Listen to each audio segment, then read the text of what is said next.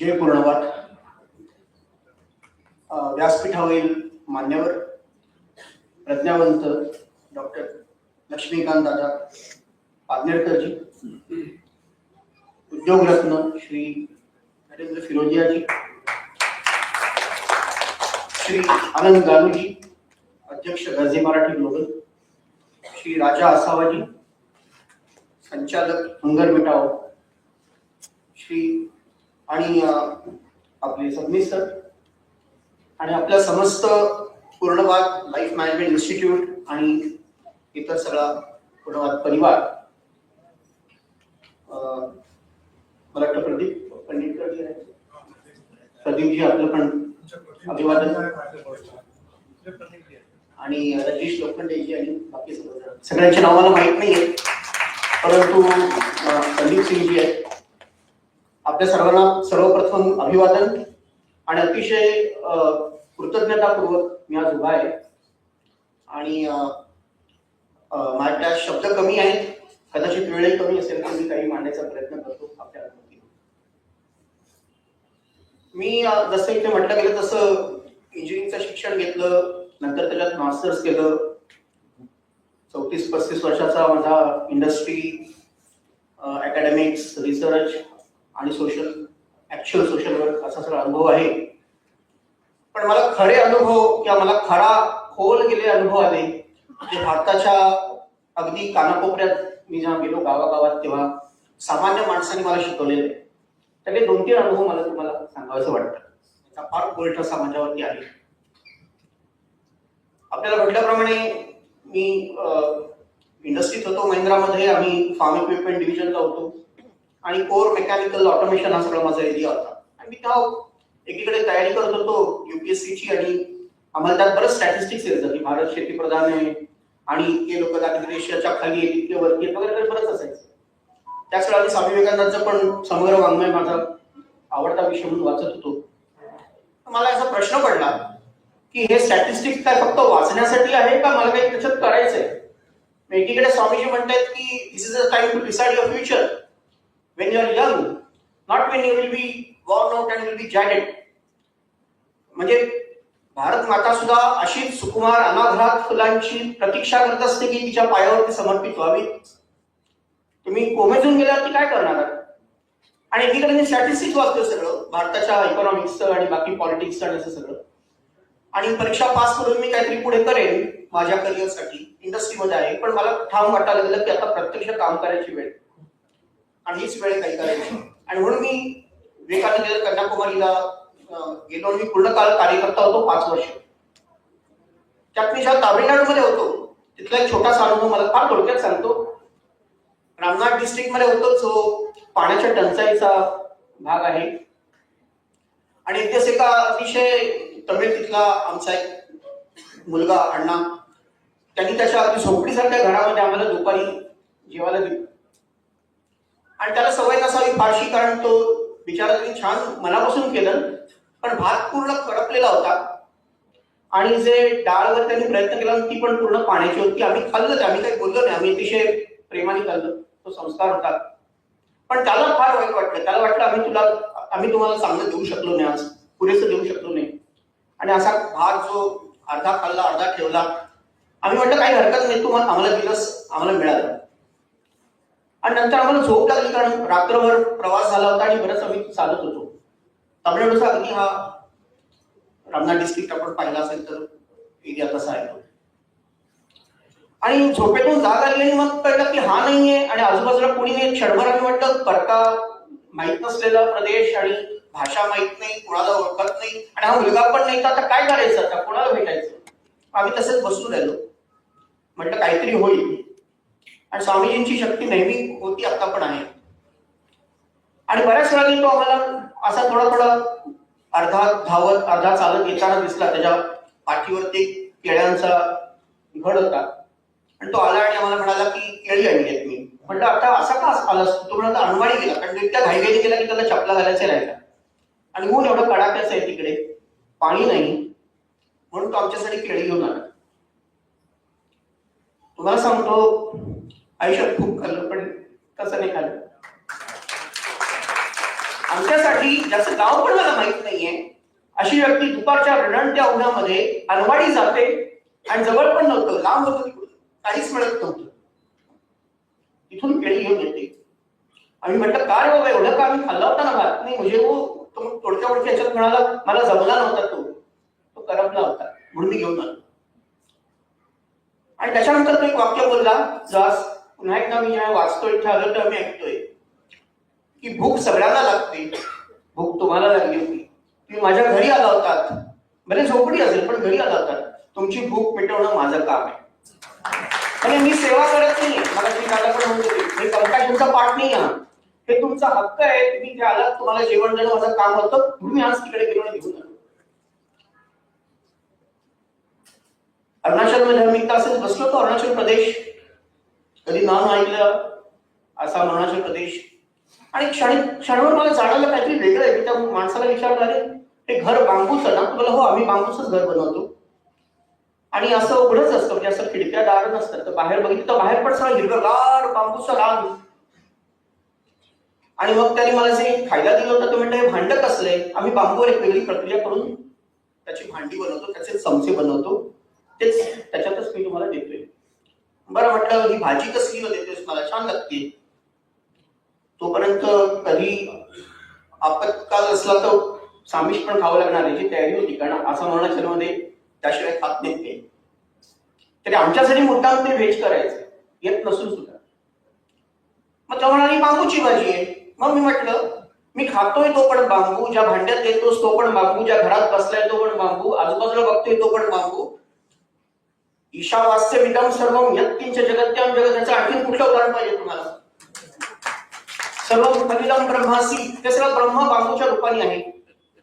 म्हणजे मला जे अन्न वस्त्र निवारा म्हणून लागतं ते सगळं माझ्या आजूबाजूचा निसर्ग मला देत असतो, ईश्वर मला ते निसर्गाच्या थ्रू देत असतो, हे मला तिथे कळतं.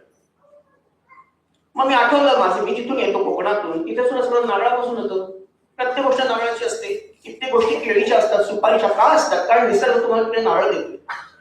तुम्ही जिथे राहता त्याच्या परिसरात तुमच्या सगळ्या मूलभूत गरजा भागवल्या जातील याची सोय ईश्वराने करून ठेवलेली आहे, ते आपण करून देत.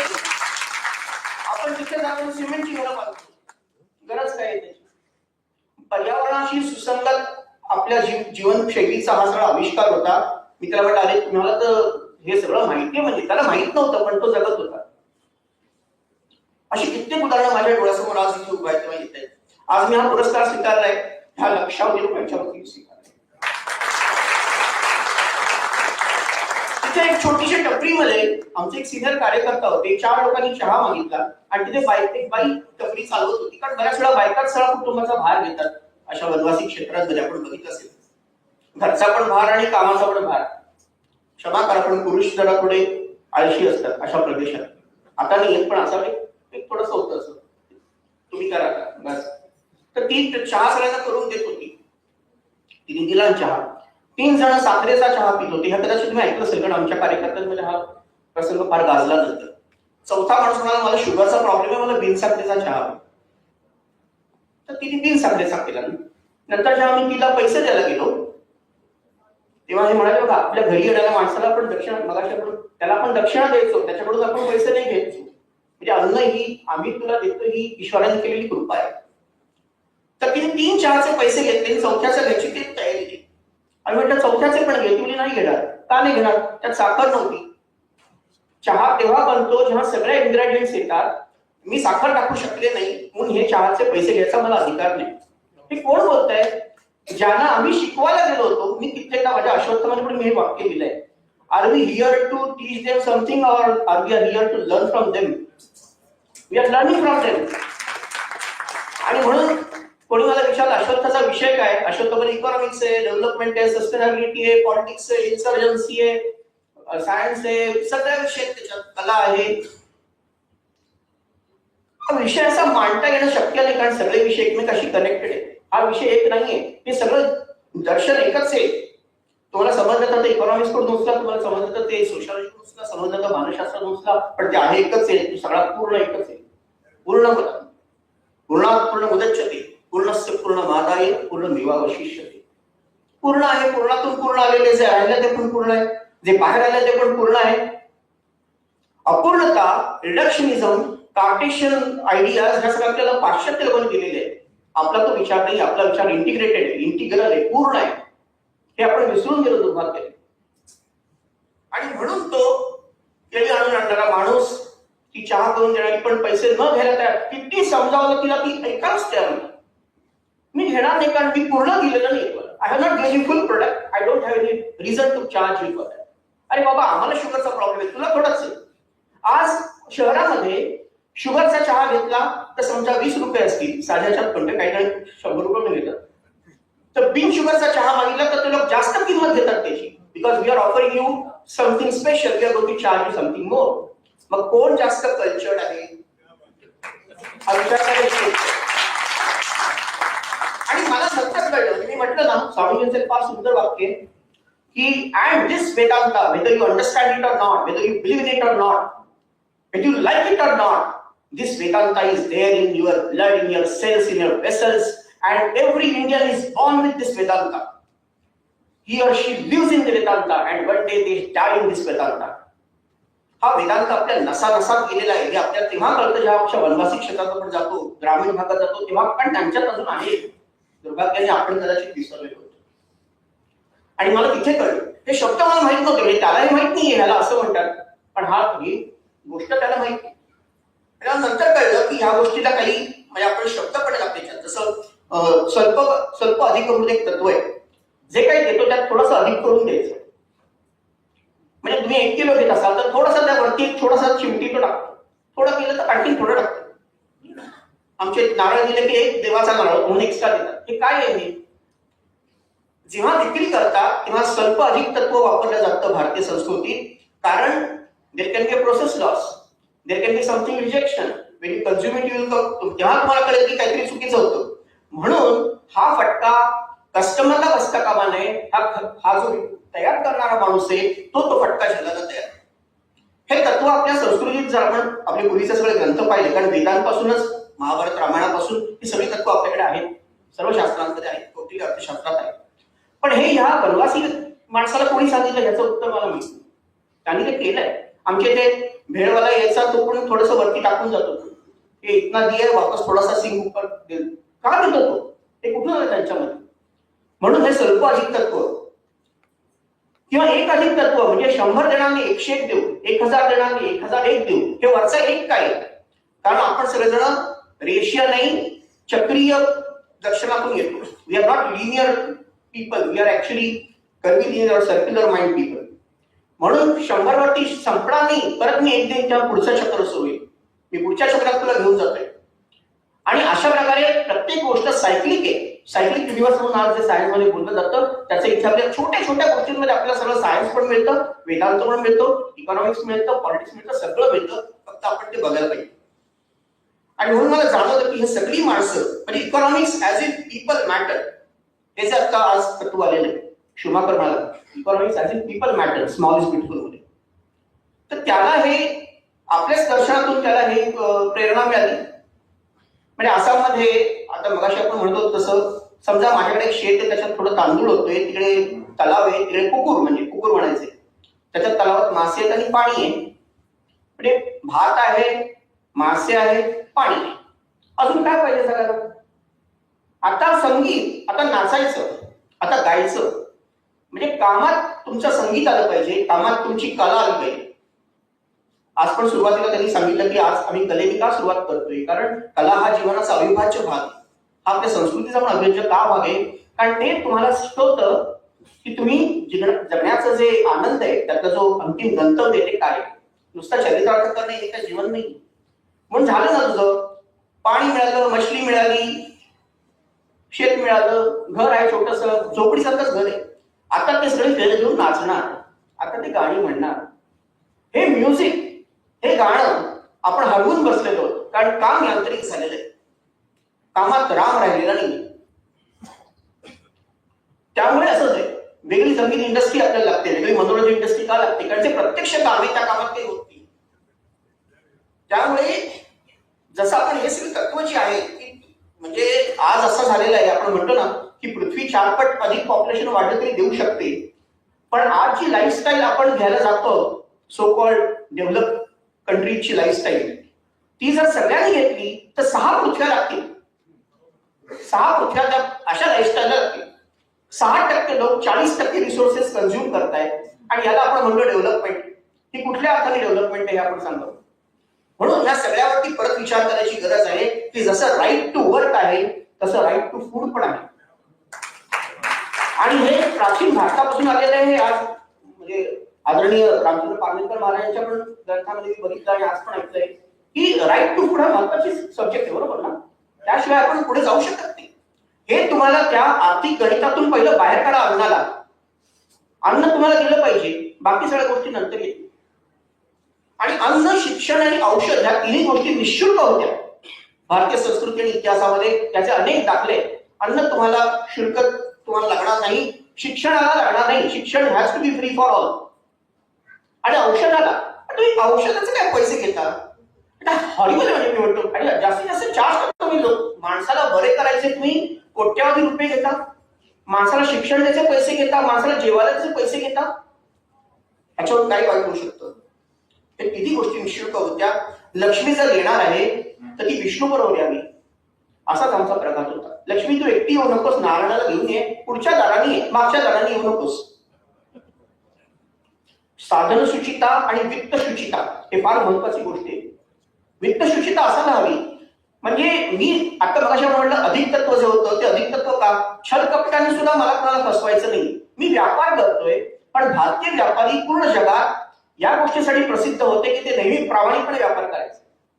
कधी वजनात खोट नाही, कधी क्वांटिटीमध्ये खोट नाही, कधी क्वालिटीमध्ये खोट नाही. आणि हे लिखित आहे ना, हे पाश्चात्य इतिहासकारांनी लिहून ठेवलेलं आहे की जर तुम्ही भारतीय व्यापाऱ्यांकडून व्यापार करून घेत असाल तर तुम्हाला ह्यात कधीही विचार करायची गोष्ट नाही, ते कधी तुम्हाला फसवणारच नाही.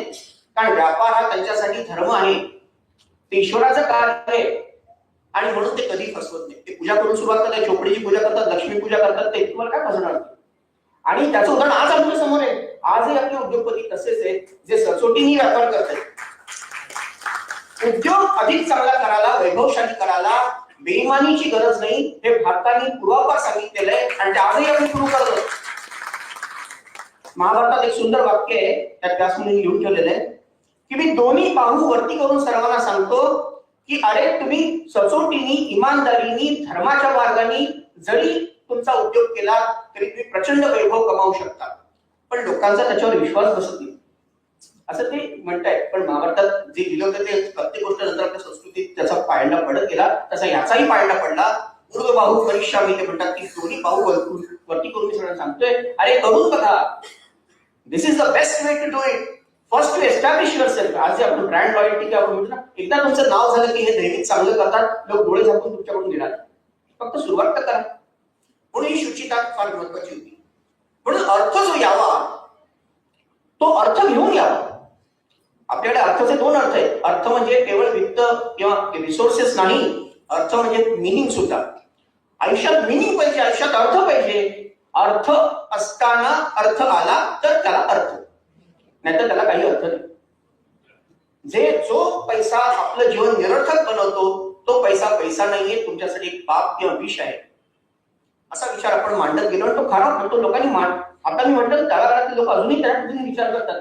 आपण कोणाला पैसे दिले, आपलं लक्ष नसतं, आपण डाव्या हाताने देतो. कित्येक वेळा मी रिक्षावाले किंवा ह्यांना टॅक्सीवाल्यांना बघितलंय, ते म्हणतात सर बाई हात से मत देना प्लीज, दाई हात से देना. म्हटलं का बाबा? नाही हमारे ऐसा कहावत आहे, अच्छा काम करे दाई हात से करते, दाई हात से नाही. हा इतक्या खोलात गेलेला आहे.